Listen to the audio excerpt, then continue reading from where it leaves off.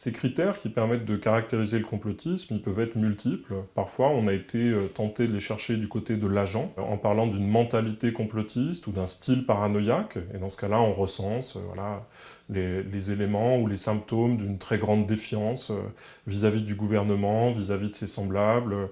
Et puis, assez souvent, la conviction qu'il y a quand même quelque chose qui structure l'histoire, pour le dire comme Hofstadter, non pas qu'il y a des complots dans l'histoire, mais que l'histoire elle-même est un complot, se déroule uniquement au profit de quelques-uns, alors qu'ils peuvent varier selon les récits. Donc ça, ce serait, disons, une première manière de caractériser le complotisme en se tournant vers l'agent, et on peut compléter en identifiant des biais qui sont à l'œuvre dans le raisonnement complotiste, des biais de confirmation, des biais de proportionnalité, enfin un certain nombre de biais.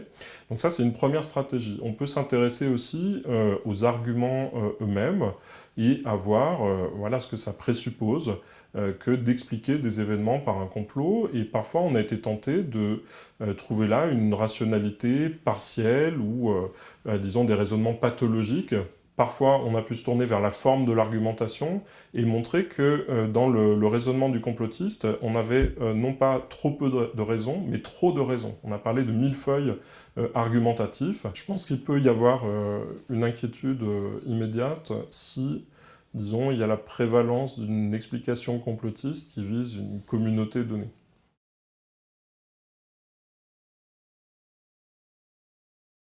Souvent, le complotiste va se poser en lanceur d'alerte au devant de l'opinion, et je pense qu'il vaut la peine de réfléchir un peu à la différence qu'il y a entre ces deux personnages, le lanceur d'alerte et le complotiste. Le lanceur d'alerte, en fait, se distingue du complotiste par au moins un point important, c'est qu'en général, il doit être une source d'information. Une source d'information pour l'espace public, que ce soit dans le domaine bancaire, médical, au sein de l'État. C'est quelqu'un qui possède une information et qui juge suffisamment importante sa révélation pour que cela vaille la peine de sacrifier une carrière, une situation matérielle, un réseau de relations. L'idée étant que si cette connaissance gagnait l'espace public, ça pourrait changer les choses vis-à-vis d'un médicament, vis-à-vis d'une pratique bancaire, judiciaire, politique. Donc c'est ça la problématique du lanceur ou de la lanceuse d'alerte.